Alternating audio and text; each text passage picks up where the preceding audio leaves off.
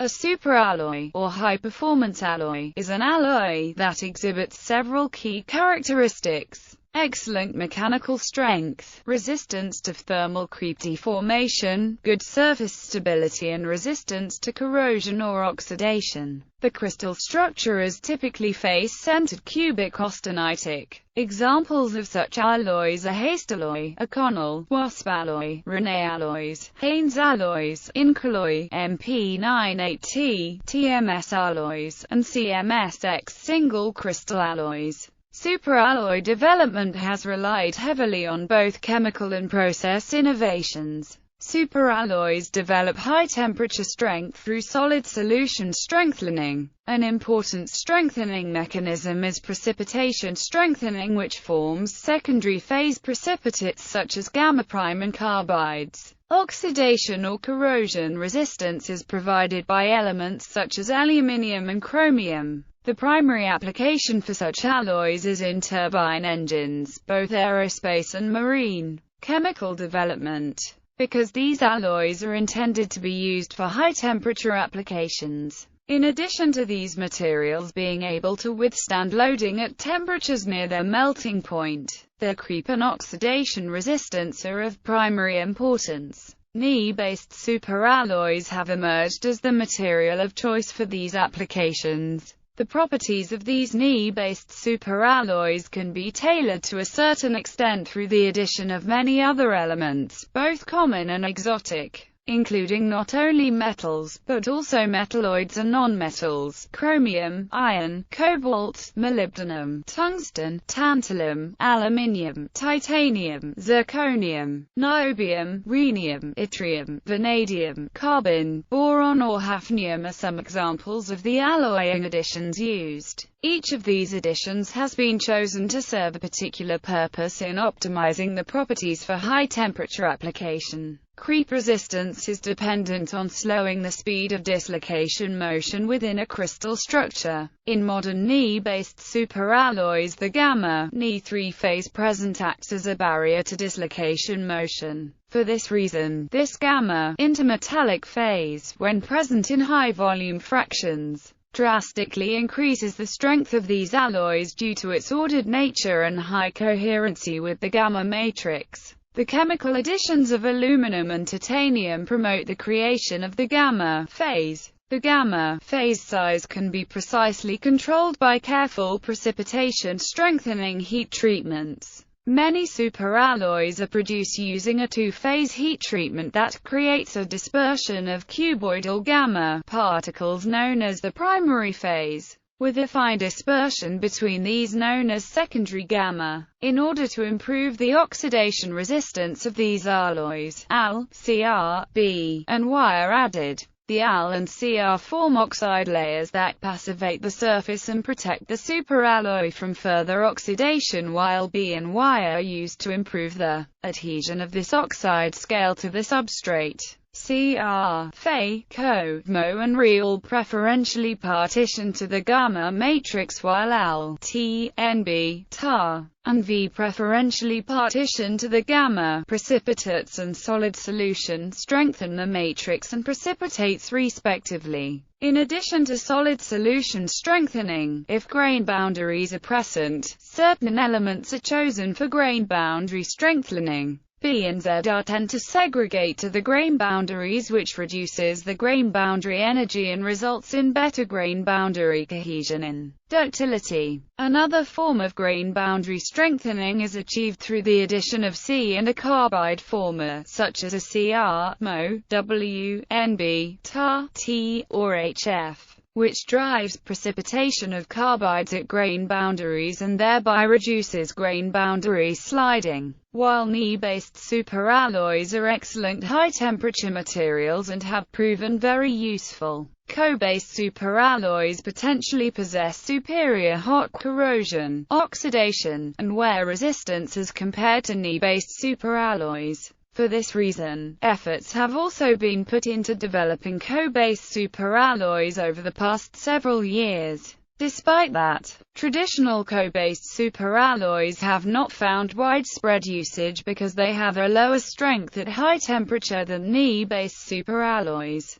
The main reason for this is that they appear to lack the gamma precipitation strengthening that is so important in the high-temperature strength of Ni-based superalloys. A 2006 report on metastable gamma Co3 intermetallic compound with the L12 structure suggests Go-based alloys as alternative to traditional Ni-based superalloys. However, this class of alloys was reported in a PhD thesis by C.S. Lee in 1971. The two-phase microstructure consists of cuboidal gamma precipitates embedded in a continuous gamma matrix and is therefore morphologically identical to the microstructure observed in Ni-based superalloys. Like in the Ni-based system, there is a high degree of coherency between the two phases, which is one of the main factors resulting in the superior strength at high temperatures. This provides a pathway for the development of a new class of load-bearing co-based superalloys for application in severe environments.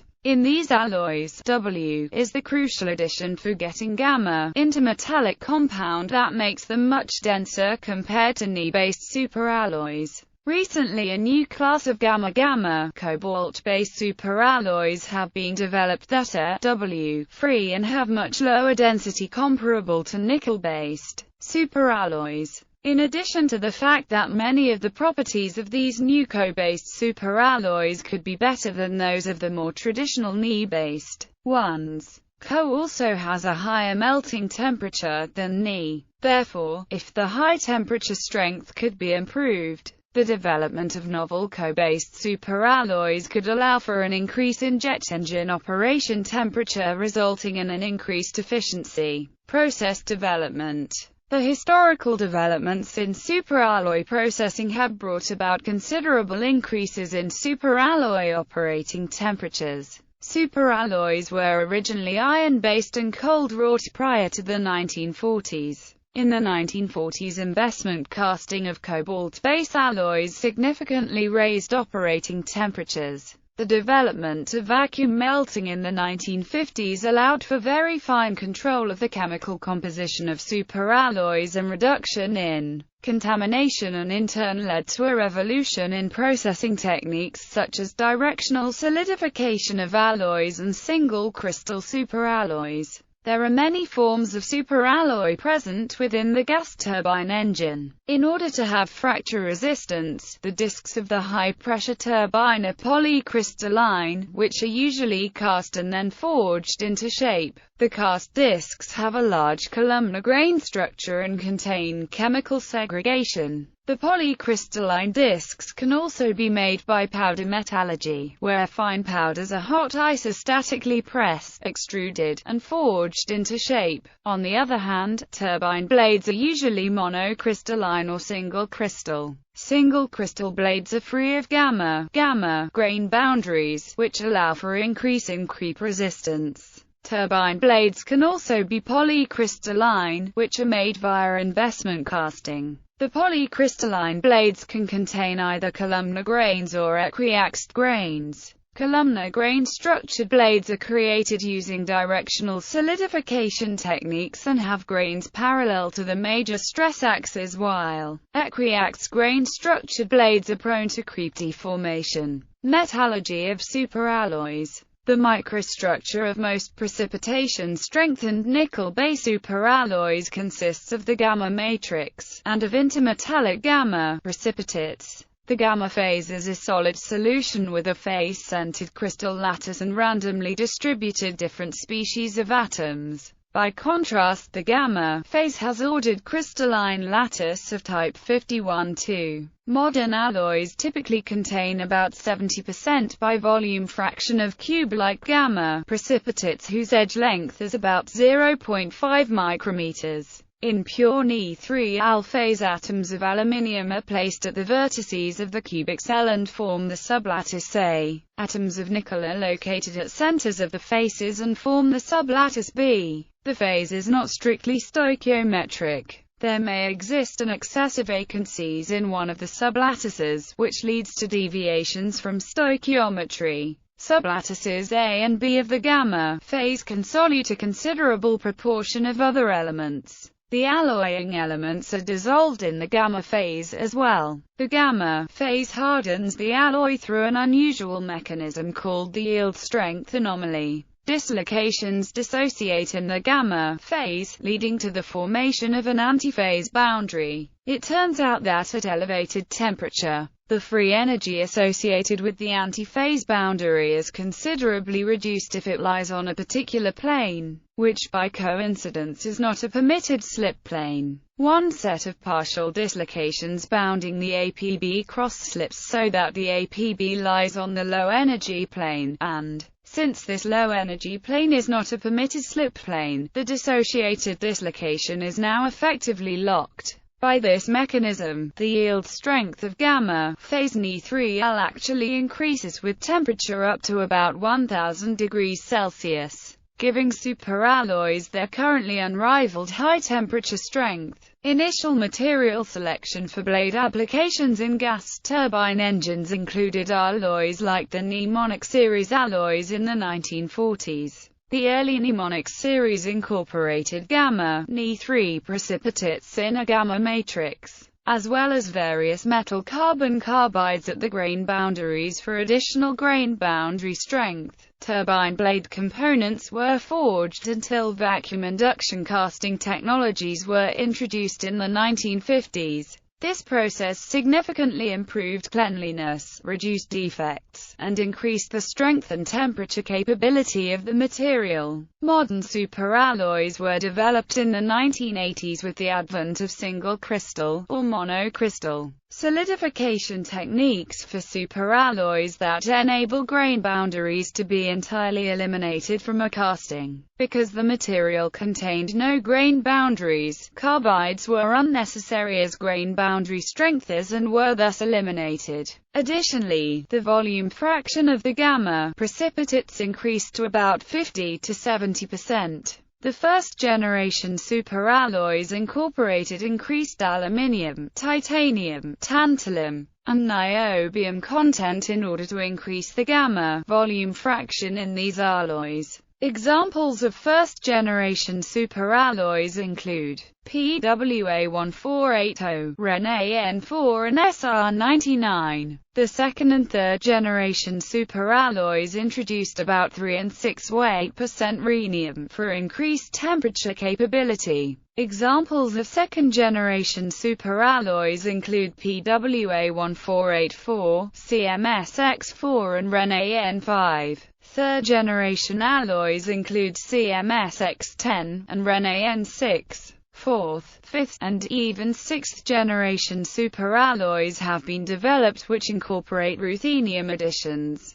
making them more expensive still than the prior generation's Re-containing alloys. The current trend is to avoid very expensive and very heavy elements. A possible remedy to this is Eglin steel, a budget material with compromised temperature range and chemical resistance. It does not contain rhenium or ruthenium and its nickel content is limited.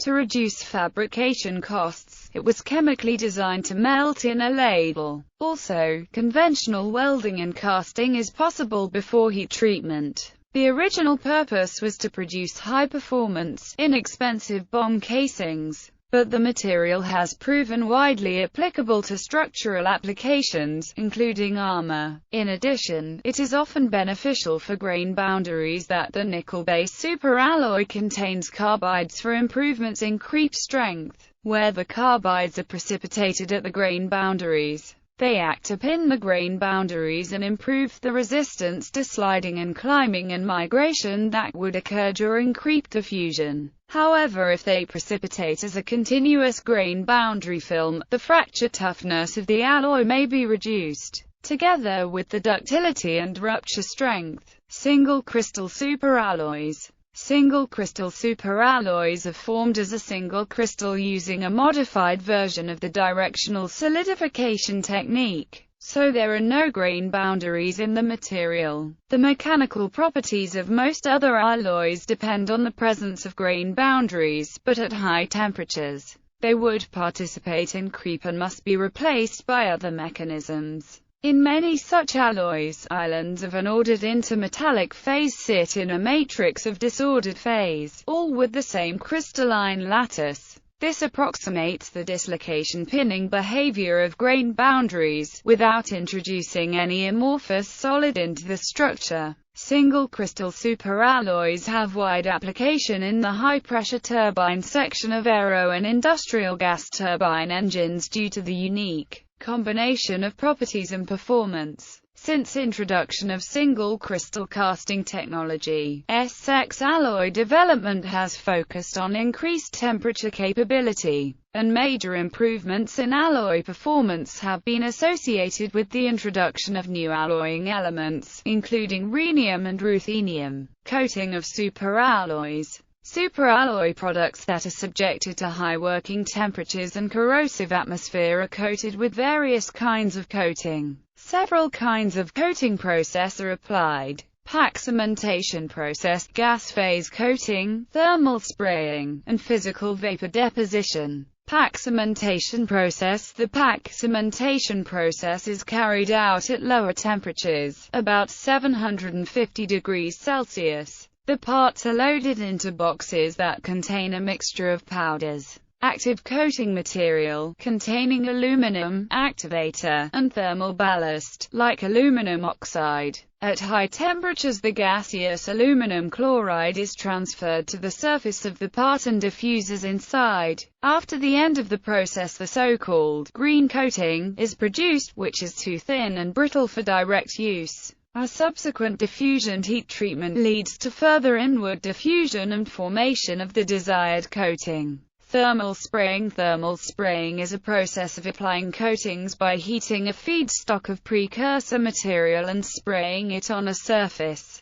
Different specific techniques are used depending on desired particle size, coat thickness, spray speed, desired area, etc. The coatings applied by thermal spraying of any kind, however, rely on adhesion to the surface. As a result, the surface of the superalloy must be cleaned and prepared, usually polished, before application of the thermal coating. Plasma spraying. Of the various thermal spray methods, one of the more ideal and commonly used techniques for coating superalloys is plasma spraying. This is due to the versatility of usable coatings, and the high temperature performance of plasma-sprayed coatings. Plasma spraying can accommodate a very wide range of materials, much more so than other techniques. As long as the difference between melting and decomposition temperatures is greater than 300 Kelvin, a material can be melted and applied as a coating via plasma spraying. Gas phase coating. This process is carried out at higher temperatures, about 1080 degrees Celsius.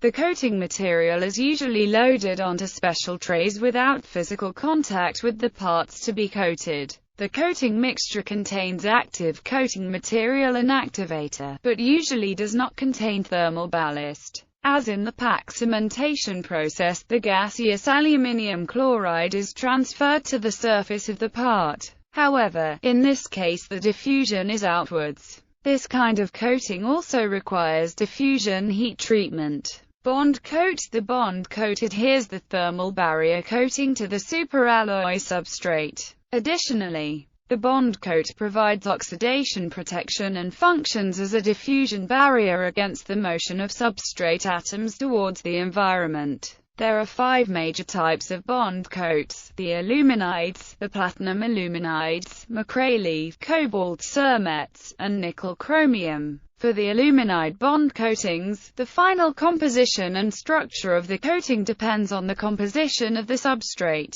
Aluminides also lack ductility below 750 degrees Celsius, and exhibit a limited by thermomechanical fatigue strength. The PT aluminides are very similar to the aluminide bond coats except for a layer of PT deposited on the blade. The PT is believed to aid in oxide adhesion and contributes to hot corrosion. The cost of PT plating is justified by the increased blade lifespan. The macrelide is the latest generation of bond coat and does not strongly interact with the substrate. Normally applied by plasma spraying, macrelide coatings are secondary aluminum oxide formers. This means that the coatings form an outer layer of chromium oxide, and a secondary aluminum oxide layer underneath. These oxide formations occur at high temperatures in the range of those that superalloys usually encounter. The chromia provides oxidation and hot corrosion resistance.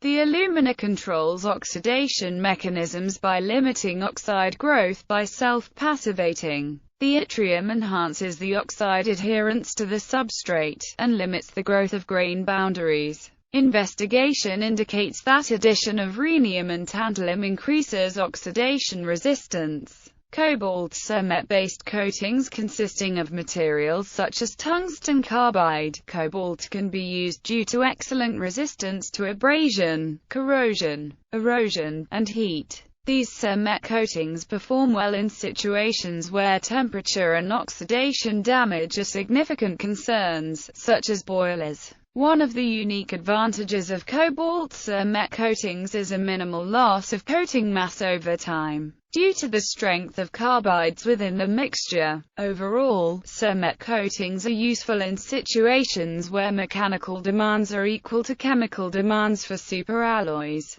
Nickel-chromium coatings are used most frequently in boilers fed by fossil fuels, electric furnaces, and waste incineration furnaces, where the danger of oxidizing agents and corrosive compounds in the vapor must be dealt with. The specific method of spray coating depends on the composition of the coatings. Nickel-chromium coatings that also contain iron or aluminum perform much better when they are sprayed and laser glazed, while pure nickel-chromium coatings perform better when thermally sprayed exclusively.